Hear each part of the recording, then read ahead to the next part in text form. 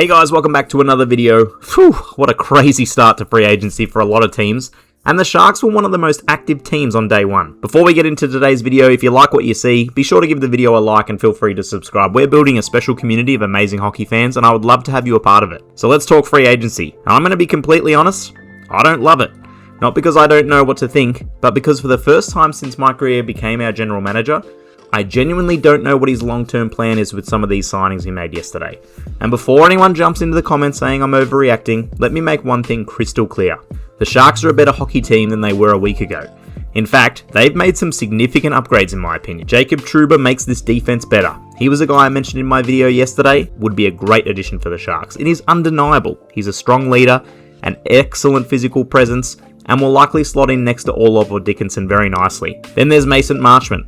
Makes this forward group a lot harder to play against, and he has some interesting ties back to the Sharks with his dad Brian, who played 6 seasons. He could be a great middle six forward and provide some depth offense. And then there's Darnell Nurse. Now he's an upgrade over pretty much every defenseman we iced last year.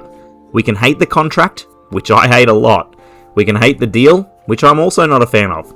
But I don't think it's really debatable that Nurse is an excellent defenseman. So this isn't a video about whether these players make us better, but more a video about what is Mike Grier's philosophy? Because for the last few years, his rebuild philosophy has been about patience, flexibility, protecting that future, building through the draft, avoiding those long-term mistakes. And after the last few days, I honestly feel like that philosophy has changed, and changed in a big way.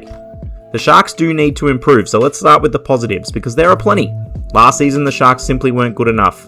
The defense lacked experience, the team lacked size, there wasn't enough physicality. There weren't enough NHL caliber players, and quite frankly, the defense was just embarrassing at times last season. Mike Grier addressed all of that. Trouba brings that leadership, Nurse gives the Sharks another legitimate top 4 defenseman, at least on paper.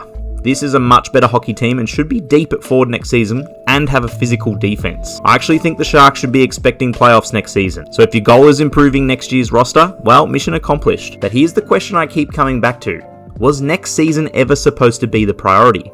Something here doesn't add up. This is where I become confused. For years, Grier has been incredibly disciplined. He's refused to hand out long-term contracts. He's accumulated draft picks. He's protected cap space. Every move has felt connected. Everything is pointed towards that goal. Building a Stanley Cup contender around Macklin, Celebrini, Will Smith, and the next generation of young players. That's why day one of free agency left me absolutely baffled as updates about trading for Nurse rolled in, because suddenly we're looking at 4 years for Jacob Trouba. The term is at least 1 year longer than it should have been. 5 years for Mason Marchment. Again, this is a middle six guy that plays a similar role to Sherwood. These guys could be a force playing together, but why sign Marchment and block the path of another younger guy when you already have your Kiefer Sherwood locked up?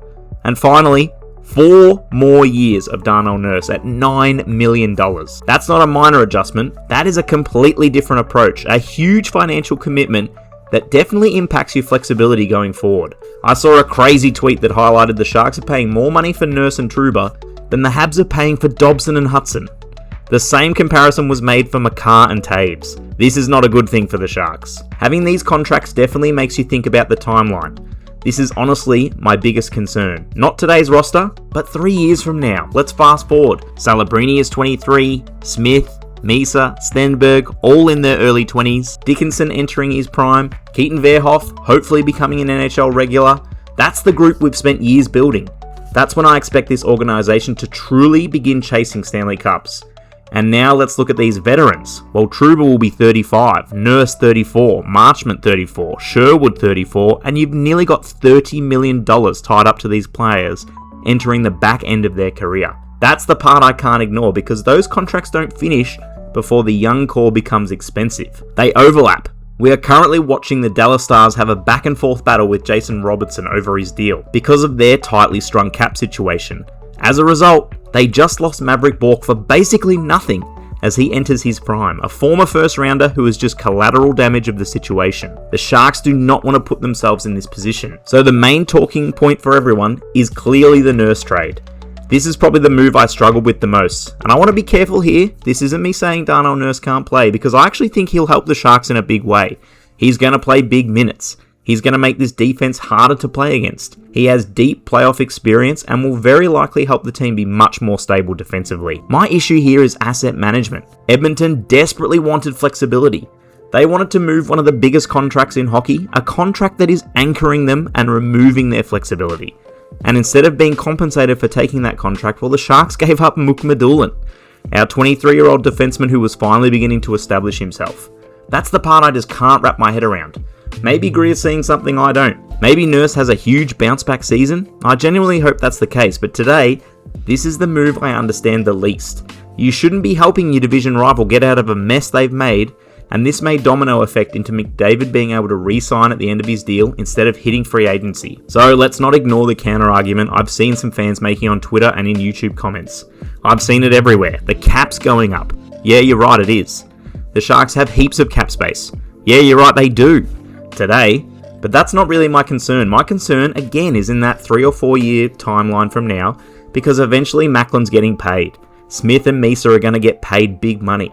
Dickinson, Verhoeff, Askarov, Stenberg, the young core is going to become extremely expensive. And that's exactly when these veteran contracts are still sitting on the books. That's why timing matters. Yes, they aren't 7-year deals, but they are deals that are poised to impact the Sharks with their flexibility in the future. These are the type of deals that can cause things to go catastrophically wrong.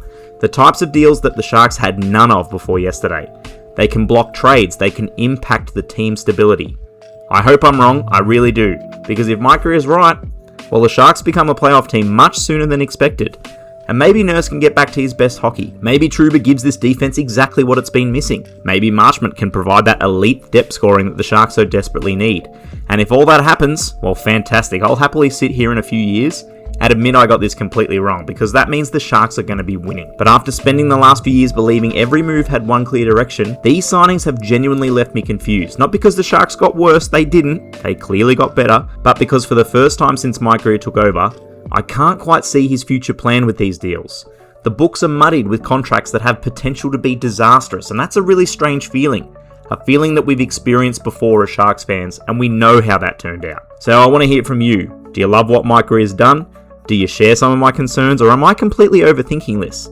Let me know down in the comments, because I genuinely think this is one of the biggest discussions Sharks fans have had in years. Also, shout out to my first member, Amric, you legend. Thanks so much for joining.